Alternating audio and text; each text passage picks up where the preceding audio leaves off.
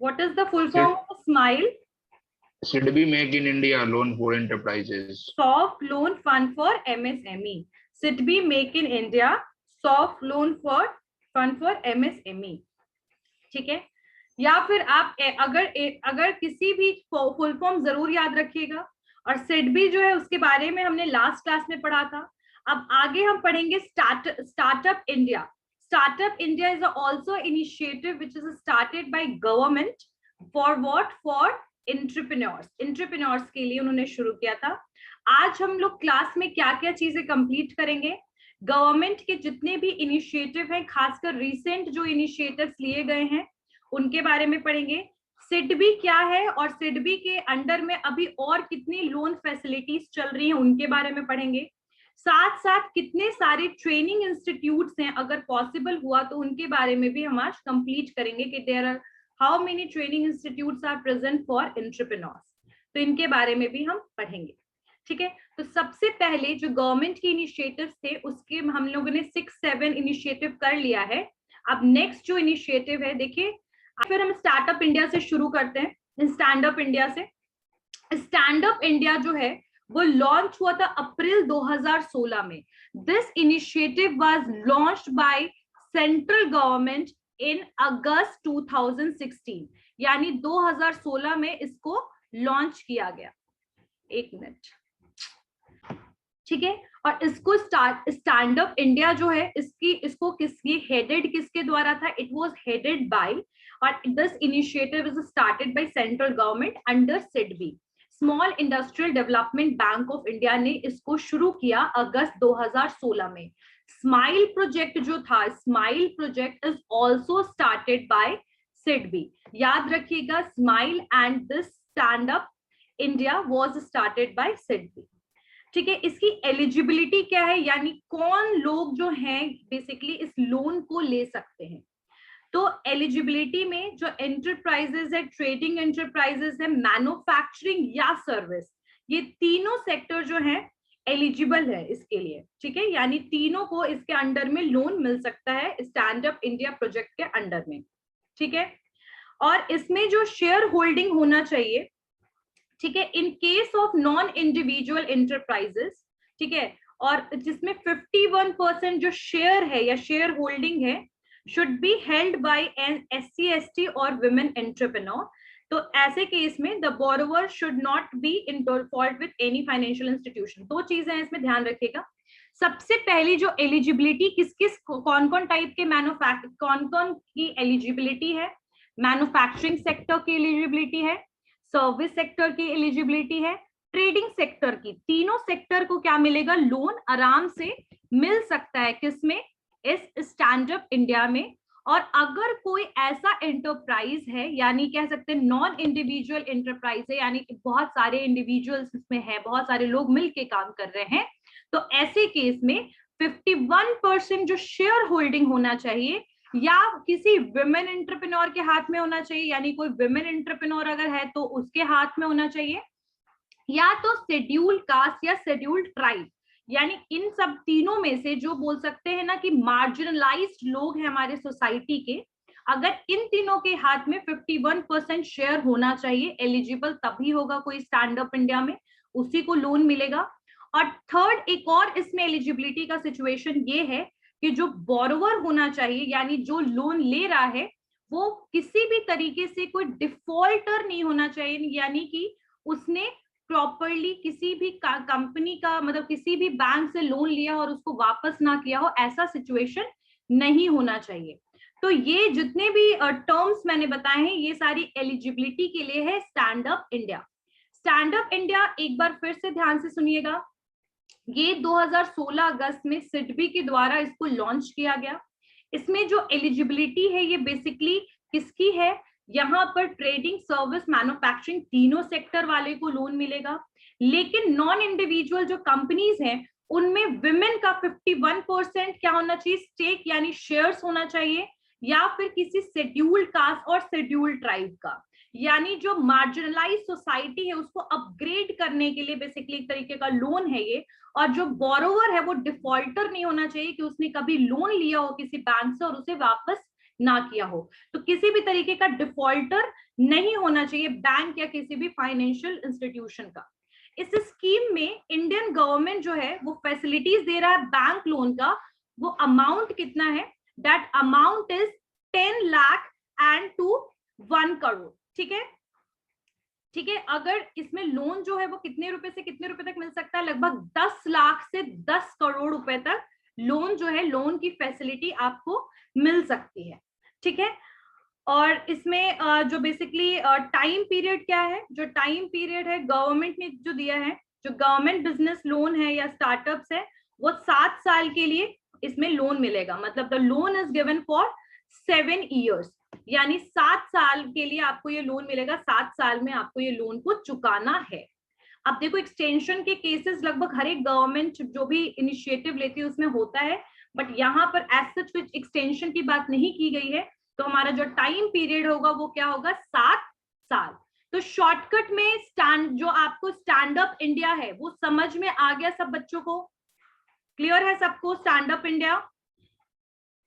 Launch किया गया था अगस्त 2016 में सेंट्रल गवर्नमेंट के द्वारा, और ये अंडर सिडबी के अंदर ये आता है। और इसकी एलिजिबिलिटी है ट्रेडिंग, मैन्युफैक्चरिंग और सर्विस सेक्टर जो है, ये सारे एलिजिबिलिटी उनकी है।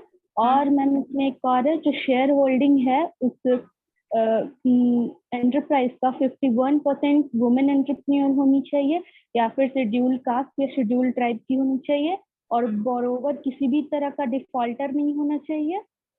और इसका अमाउंट है मैम 10 लाख टू 10 करोड़, और टाइम 10 लाख टू 1 करोड़ है बेटा। 1 करोड़ 1 करोड़ है मैम। हाँ, 1 crore.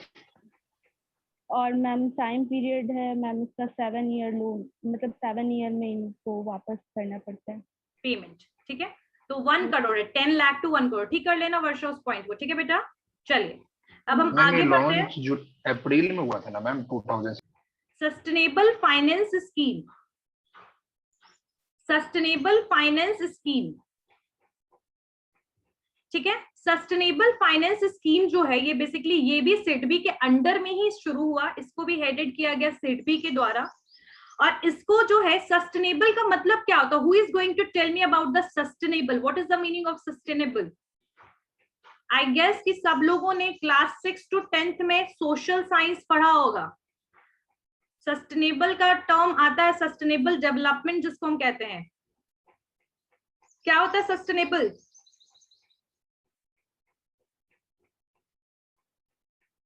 The meaning of sustainable is, ma'am, which हाँ बोलो सृष्टि। which takes place without damaging the environment.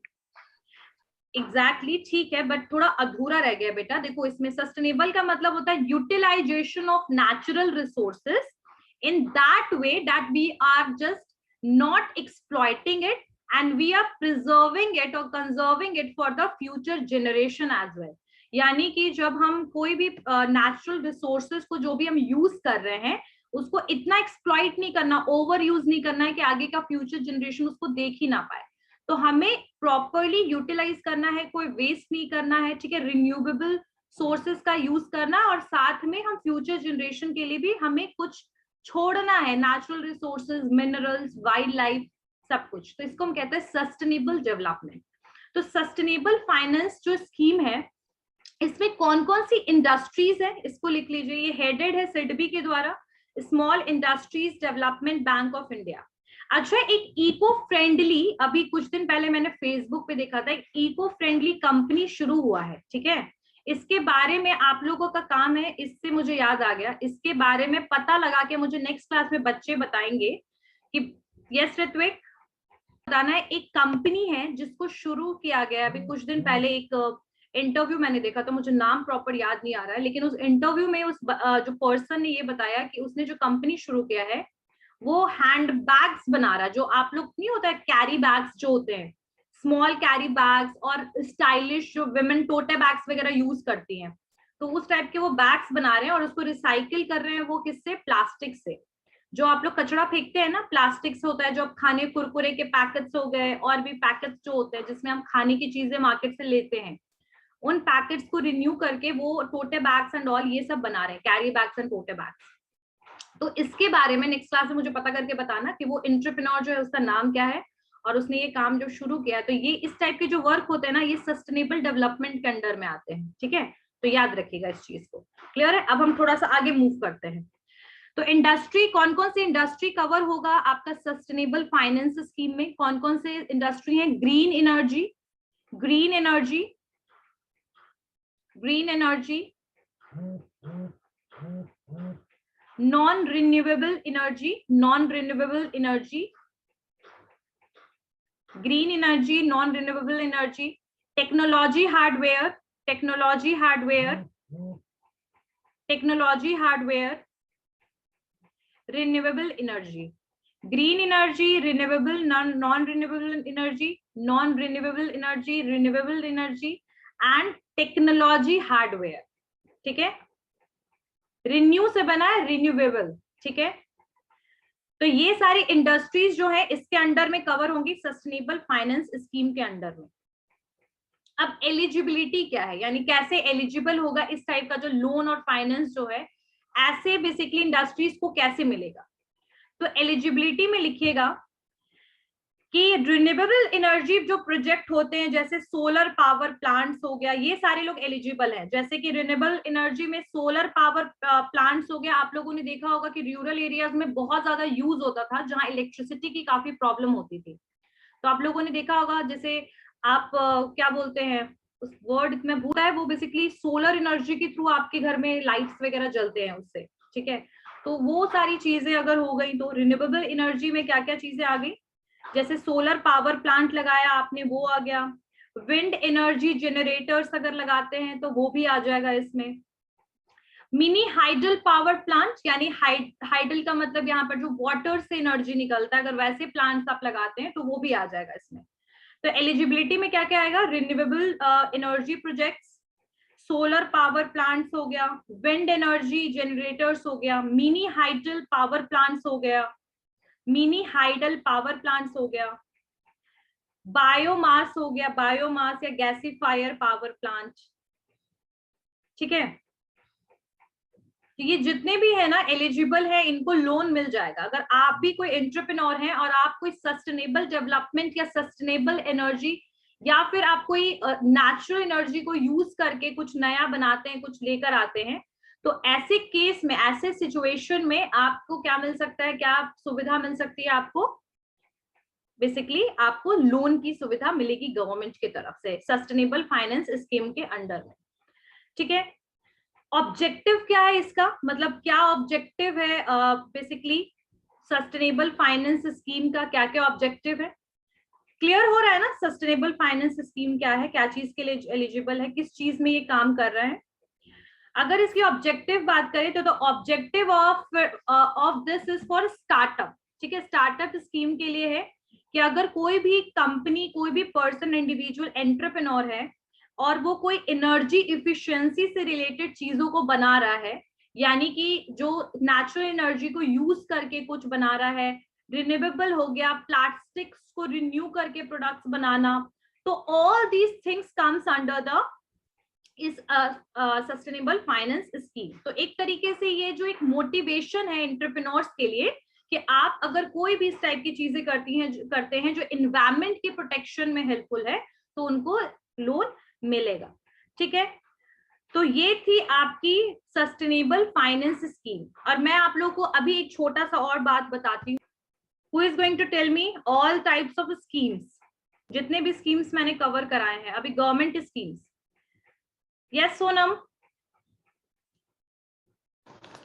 Ma'am, end to end energy efficiency, code E scheme कहते हैं, bank credit facilitation scheme, credit guarantee scheme,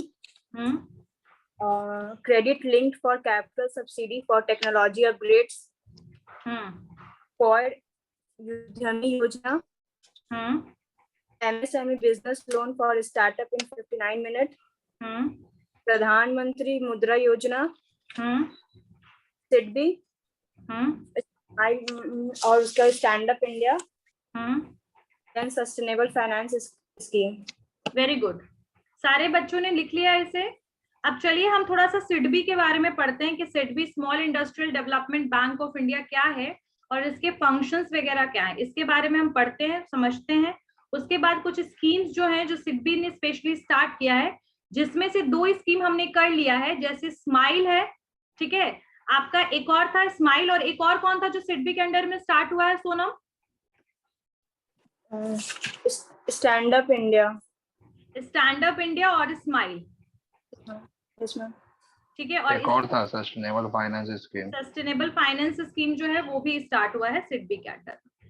तो ये सारी जो schemes हैं, ये कुछ 2-3 स्कीम्स हमने कर लिया है, बाकी सिडबी की तरफ हम बढ़ते हैं, ठीक है, small industrial development bank of India की तरफ।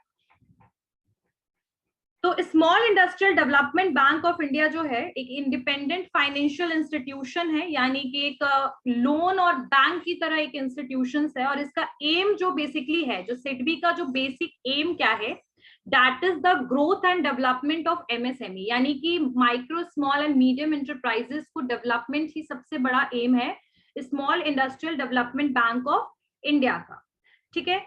जो सिडबी है, एक मिनट जाता है, फिर कोर्सेज भी रह गए, खैर आप लोग का भी ज्यादा बचा नहीं है, 15 जून तक हो जाएगा सारा कोर्स। उसके बाद इंडस्ट्रियल डेवलपमेंट बैंक जो है, इसकी स्टैब्लिशमेंट कब हुई थी? 1990 को इसको स्टैब्लिश किया गया था, 1990 ईओ में इसको स्टैब्लिशमेंट था, और इसका मेन एम जो है अभी फिलहाल क्या है कि ग्रोथ और डेवलपमेंट देखना एमएसएमई का, ठीक है, जो कंट्रीब्यूट करता है डेफिनेटली एम्प्लॉयमेंट में, प्रोडक्शंस में, एक्सपोर्ट में।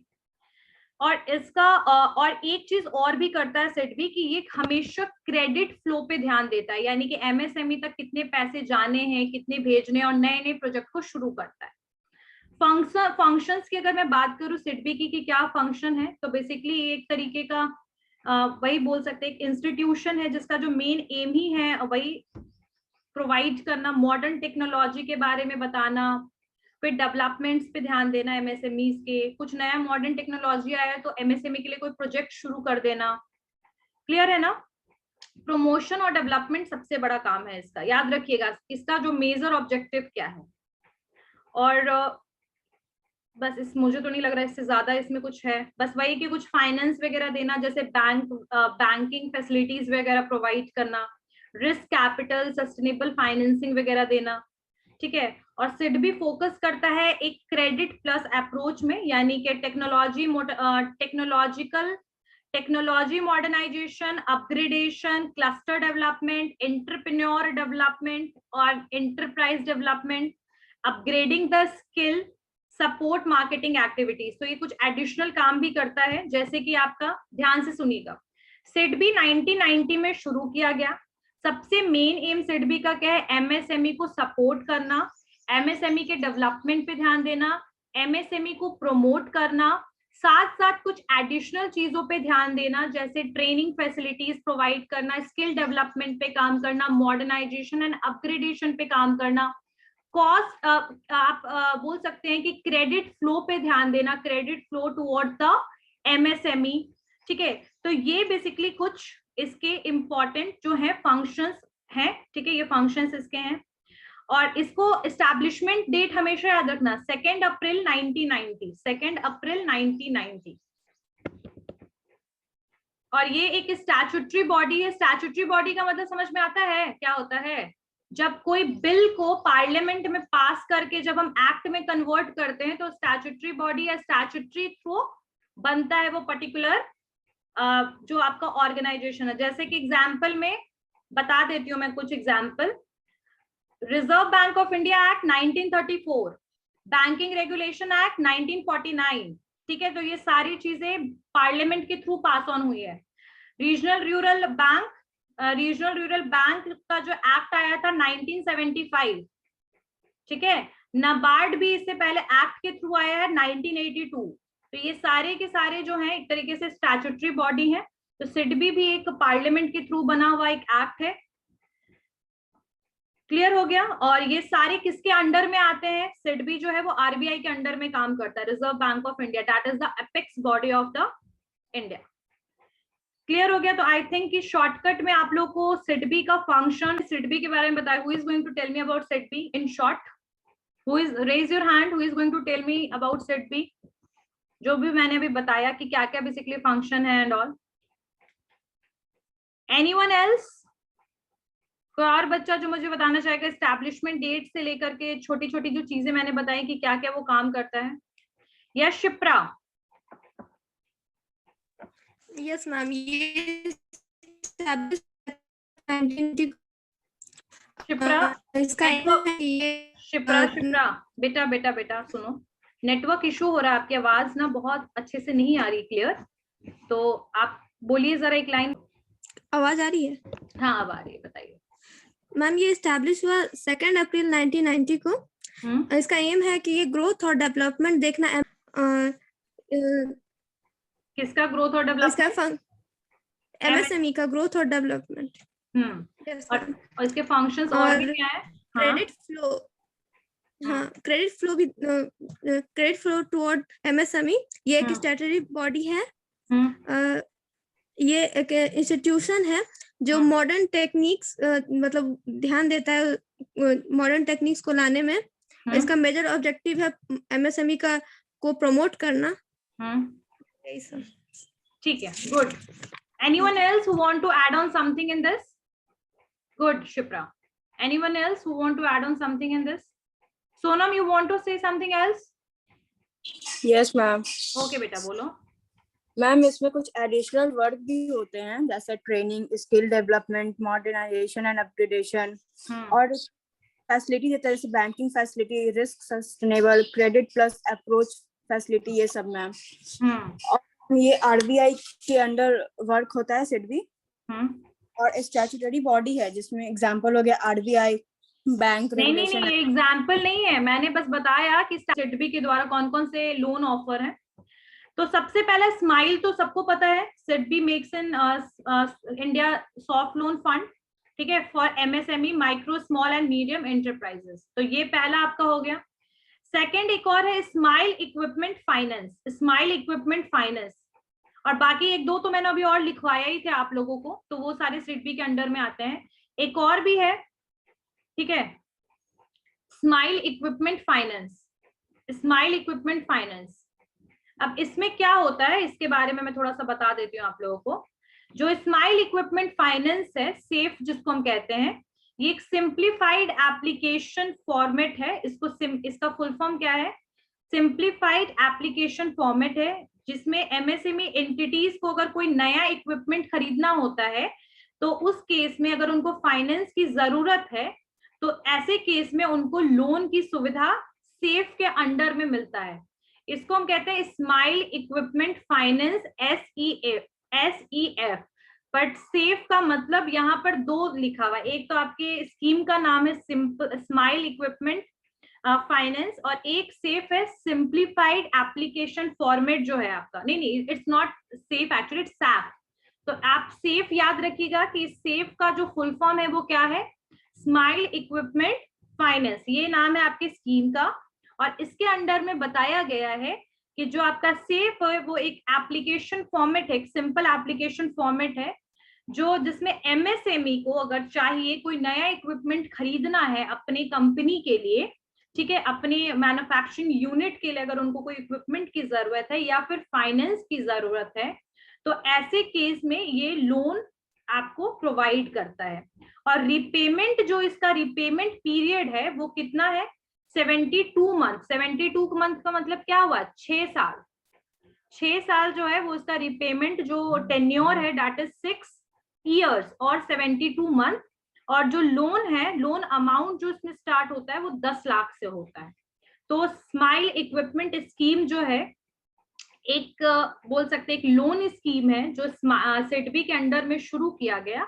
और यहाँ पर जिनको नया इक्विपमेंट खरीदना है, if they want to purchase a new equipment, for that if they need loan और फाइनेंस, तो ऐसे केस में इनको लोन दिया जाता है. और रिपेमेंट का जो ईयर है वो कितना है? रिपेमेंट टेन्योर है 6 साल. और जो लोन का अमाउंट है that is started from 10 lakh. 10 lakh से शुरू हो जाता है ये लोन. नेक्स्ट लिखिए. नेक्स्ट कुछ और भी है. अगर आप लोग चाहे ना तो आप एक काम कर सकते हैं, जैसे बगल में ऐसे राउंड राउंड करके सिडबी लिख दीजिए, ताकि कभी सिडबी अगर आए ना तो आप वो सारे स्कीम्स को और सिडबी के फंक्शंस, ऑब्जेक्टिव और उसके बारे में लिख के नीचे कुछ स्कीम्स को डिफाइन कर सके। क्लियर हो गया? ऐसा कर सकते हैं, उसको राउंड कर दीजिए। नेक्स्ट एक और स्कीम है जो सिडबी के अंडर में स्पेसिफिकली शुरू हुआ, एक स्माइल शुरू हुआ, सस्टेनेबल फाइनेंस स्कीम हुआ, स्टैंड अप इंडिया हो गया, अब एक सेफ हो गया, स्माइल इक्विपमेंट फाइनेंस हो गया। ठीक है, अब एक लिखिए आप, इसके अंडर में एक और स्टार्ट हुआ था, loans under partnership, loans under partnership, loans under partnership with original equipment manufacturer, with original in equipment manufacturer.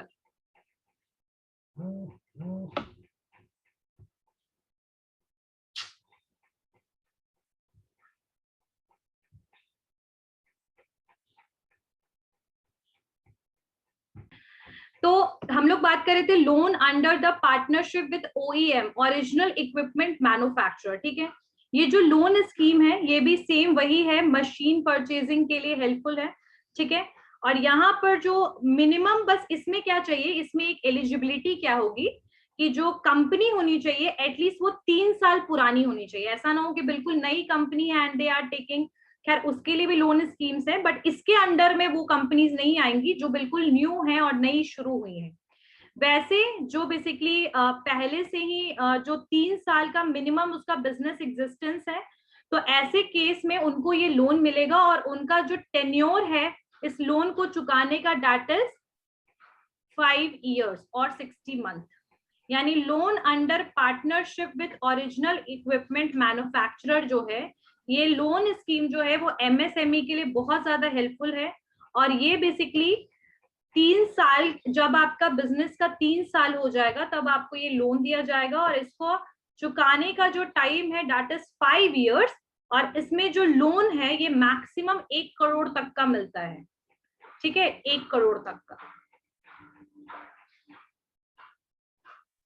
Ma'am waiting में स्टूडेंट्स हैं मैम, एक बार चेक कर लीजिए। परचेज करने के लिए तो मिल ही रहे थे स्कीम। अब यहाँ पर क्या है, ये जो स्कीम है, ये जो स्कीम है SIDBI trade off finance scheme जो है, STFS इनको शॉर्टकट में बोलते हैं। ये जो स्कीम है ना, ये MSME रिटेल्स और होलसेल्स के लिए है, यानी कि MSME जो रिटेल्स और कुछ होलसेल्स हैं उनके लिए है, बट इसका जो एग्जिस्टेंस इसका भी 3 साल होना चाहिए तो उनको लोन मिलेगा। और इनका जो लोन है उसका मिनिमम अमाउंट है 10 लाख और मैक्सिमम है 1 करोड़। यानी जो STFS लोन स्कीम है ये MSME के कुछ रिटेल्स और होलसेल्स के लिए है। रिटेल और होलसेल तो सबको पता है कौन होता है, रिटेलर और होलसेलर, पता है ना। तो रिटेल्स और होलसेल के लिए जो 3 साल जिसका एग्जिस्टेंस हो और एक अच्छा सेटिस्फैक्टरी फाइनेंशियल पोजीशन हो, ऐसा ना हो कि 3 साल से कंपनी बिल्कुल डाउनवर्ड जा रही है, ऐसा नहीं होना चाहिए। कंपनी क्या होनी चाहिए, अगर ऐसे है या उसका फाइनेंशियल स्टेटमेंट जो है सेटिस्फैक्टरी लेवल पे है, तो ऐसे केस में इनको लोन दे दिया जाएगा। और साथ साथ जो मिनिमम लोन अमाउंट है, तो minimum loan amount is 10 lakh rupees and maximum is 1 crore. और जो रिपेमेंट है ये डिपेंड करता है कि कितना बड़ा जो आपका जो रिटेल और होलसेल है उसका साइज क्या है। ठीक है, तो उस हिसाब से रिपेमेंट है। और इसका जो रिपेमेंट टेन्योर है ये मैक्सिमम 5 साल के लिए है। ठीक है, मतलब मैक्सिमम अगर कोई है तो उनको 5 साल जो है वो मैक्सिमम टेन्योर मिलेगा। अगर कोई बहुत छोटी सी रिटेल MSME है तो उस केस में उनका टेन्योर 5 साल तक हो सकता है। और कोई बड़ी साइज है या फिर बोल सकते हैं कुछ जिसका कैश फ्लो बहुत ज्यादा हाई है, तो ऐसे केस में उनका 1 या 2 साल का भी टेन्योर हो सकता है। तो लाइक जो मैक्सिमम है दैट इज 5 years। तो सिडबी ट्रेडर फाइनेंस स्कीम, ठीक है। और इसके कुछ एलिजिबिलिटी क्राइटेरिया वगैरह मैं एक बार और भी बता दूंगी। सारी स्कीम्स जो मैं करवा रही हूँ आपको सिडबी के अंडर, उसको एक बार मैं और प्रॉपर्ली एक बार और कवर अप हम लोग कर लेंगे। अब जो टॉपिक बचा है ना वो है कुछ इंस्टीट्यूशंस है और कुछ डिस्ट्रिक्ट लेवल पे जो एंटरप्रेन्योर्स हैं। कुछ मैं सोच रही हूँ बिहार का भी एडिशन करा दूंगी। ठीक है, तो MSME का और सिडबी का नोट्स मैं क्लास मतलब फाइनली आफ्टर, ठीक है। और एक और जो फाइनल लास्ट स्कीम है उसके बारे में लिख लीजिए, that is speed, SPEED, speed. Speed कहते हैं। Loan for purchase of equipment of enterprise, loan for purchase of equipment for enterprise development, loan for purchase of equipment for enterprise development. Speed bracket में लिखिएगा speed. यहाँ पर basically जो ये scheme है, ये लोन स्कीम जो है सिडबी ऑफर करती है और लोन का जो अमाउंट है वो 1 करोड़ रुपए तक है, ठीक है। एंड ये वैसे लोगों के लिए जो न्यू है, यानी कि जो नए नए जिसने एंटरप्रेन्योर बना है या जिसने नए नए अपना बिजनेस शुरू किया है, उनको 1 करोड़ रुपए तक मिल सकते हैं लोन, ठीक है। लेकिन जो पुराने हैं और पुराने कस्टमर है बैंक को, उनको एक्सटेंड भी किया जा सकता है, 2 करोड़ रुपए तक उनको मिल सकता है एग्जिस्टिंग कस्टमर को। Minimum 3 years of operations required, कुछ मतलब कहीं पर बोल सकते हैं कि 3 साल तक के लिए एटलीस्ट ऑपरेशंस रिक्वायर्ड होगा, ठीक है। लेकिन ये 2 करोड़ वाले में है, ये पहले वाले 1 करोड़ वाले में नहीं है। तो 2 करोड़ रुपए वाले में कम से कम 3 साल पुरानी होनी चाहिए कंपनी, और रिपेमेंट का जो पीरियड होगा वो 2 से 5 साल होगा, यानी 2 years to 5 years के बीच में आपको ये स्पीड वाला जो लोन है, loan for purchase of equipment for enterprise development, वो रिपे करना है, ठीक है। और ये इसका जो इंटरेस्ट रेट होता है वो लगभग 9.25% से 10, मतलब कि लगभग 9 से 10% के बीच में इसका इंटरेस्ट रेट लगेगा इसके अंडर में। और जो रिपेमेंट ईयर है वो 2 से 5 साल है, 2 to 5 years। और 2 करोड़ और 1 करोड़ दोनों की फैसिलिटी है। अगर किसी को 1 करोड़ रुपए तक लोन नए वाले को मिलेगा, 2 करोड़ तक लोन उनके लिए जाएगा जो पुराने कस्टमर्स है, उनकी 3 साल पहले कंपनी है, 3 साल पहले की कंपनीज है। तो ये सारे सिडबी के आपके और कुछ गवर्नमेंट की स्कीम्स थे। और अभी आप थोड़ा सा पढ़ के जरा आइएगा स्टार्टअप इंडिया के बारे में। नेक्स्ट क्लास में थोड़ा स्टार्टअप इंडिया के बारे में पढ़ेंगे, डिस्ट्रिक्ट लेवल और कुछ इंस्टीट्यूशंस के बारे में पढ़ेंगे। क्लियर है ना। और किताब जो आप लोगों को मिला है मटेरियल, उसके बाद स्माइल जो है ये नए एंटरप्राइजेस और पुराने एंटरप्राइजेस दोनों के लिए है, ठीक है। और जो बिजनेस को अपना एक्सपैंड करना चाहता है उनके लिए है। रिपेमेंट टेन्योर इसका 10 साल तक है, यानी रिपेमेंट आप 10 साल तक कर सकते हैं। इसका जो लोन अमाउंट है वो 10 लाख से 25 लाख तक है, ठीक है। और ये बहुत अफोर्डेबल रेट में आपको यहाँ अफोर्डेबल इंटरेस्ट रेट में आपको लोन प्रोवाइड होता है। ये है स्माइल। सेकंड की बात करें तो सेफ है small equipment finance. Small equipment finance जो है ये एमएसएमई एंटिटीज के लिए, और जिसका 3 साल एग्जिस्टेंस का हो चुका है। इसका रिपेमेंट टेन्योर कितना है, 72 महीना, यानी कि 6 साल है। मिनिमम जो लोन अमाउंट है वो 10 लाख रुपए है, और मैक्सिमम टोटल डिपेंड करता है कि जो एप्लीकेंट है उसका फाइनेंशियल सिचुएशन क्या है। तो 10 लाख रुपए इसका मिनिमम जो है वो एलिजिबिलिटी है।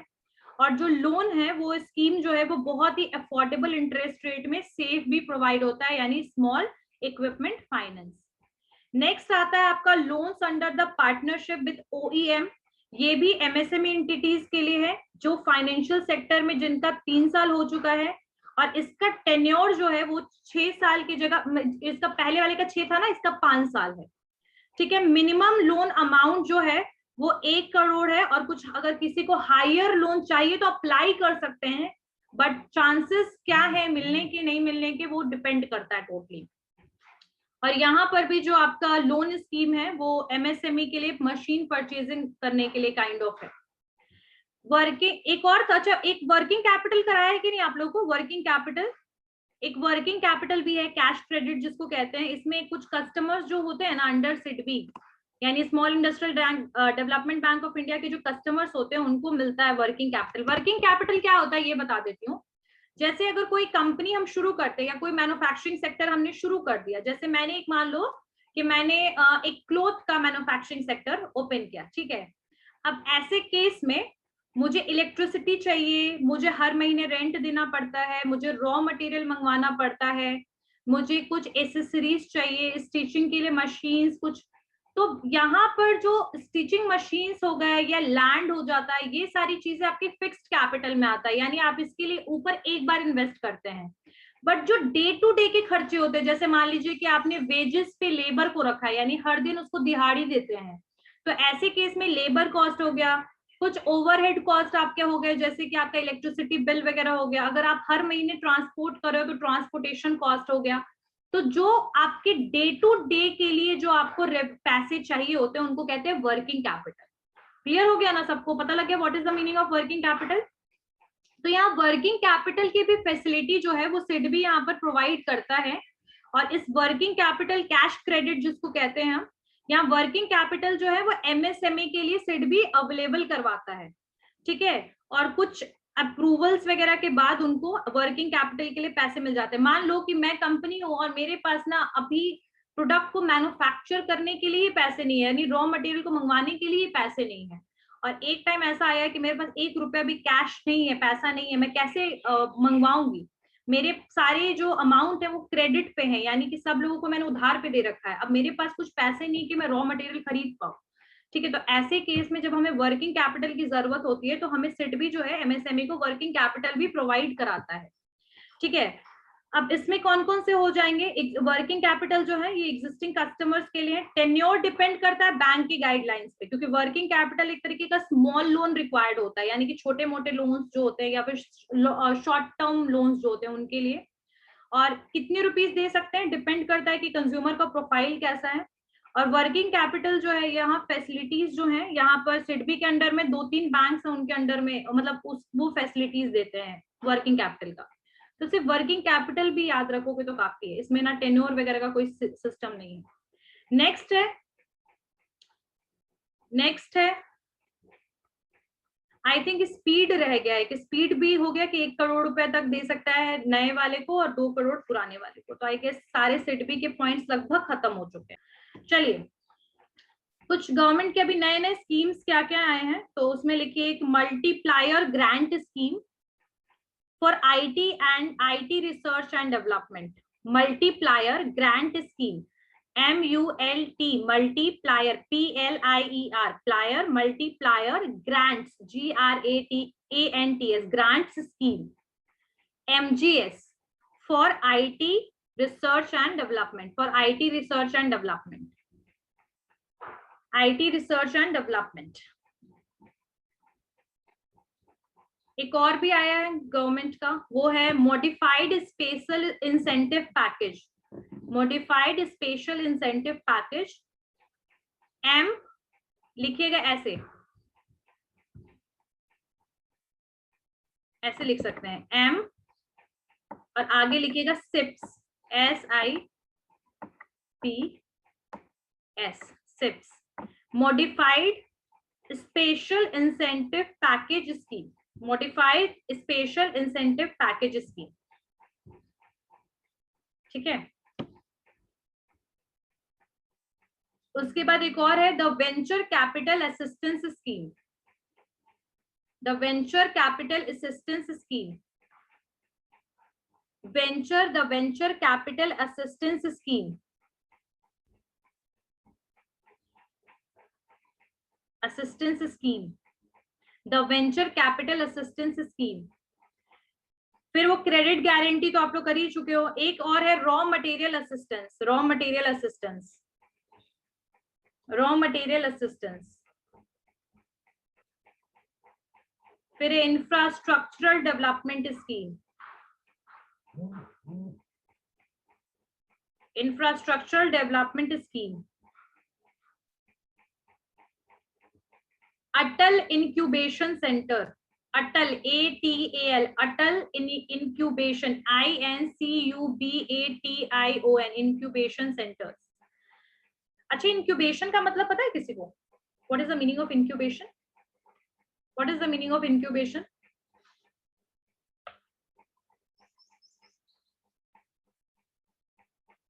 देखो कभी भी कोई प्रोडक्ट सर्विस वगैरह जब शुरू करने का एक हम स्टेज में होते हैं, जब हम कोई आइडिया जनरेट करने वाले स्टेज में होते हैं, अरे ये प्रोडक्ट बनाते हैं, अरे नहीं ऐसा बनाते हैं, मार्केट में ये डिमांड है, जब आप सब कुछ दिमाग में दौड़ाते रहते हो एक टाइम पे, जब तो उसको कहते हैं इंक्यूबेट करना, यानी एक तरीके से आइडिएट करना, कुछ आइडिया जनरेट करना। तो एक तरीके से अटल इंक्यूबेशन सेंटर्स भी है, ठीक है, अटल इंक्यूबेशन सेंटर्स।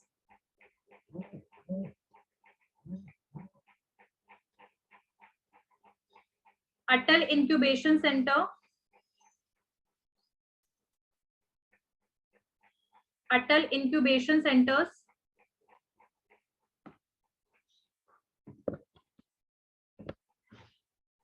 लिख लिया सब बच्चों ने? अटल इंक्यूबेशन सेंटर हो गया आपका। फिर एक आपको मैंने करवाया था इंफ्रास्ट्रक्चर डेवलपमेंट स्कीम, एक और भी है, बस आई थिंक काफी है, 2-3 करवा दिया, मतलब कुछ एडिशनल स्कीम्स थे ये सारे जो मैंने आप लोगों को करवाया है। इसके मटेरियल मैं आप लोगों को सेंड कर दूंगी, ठीक है।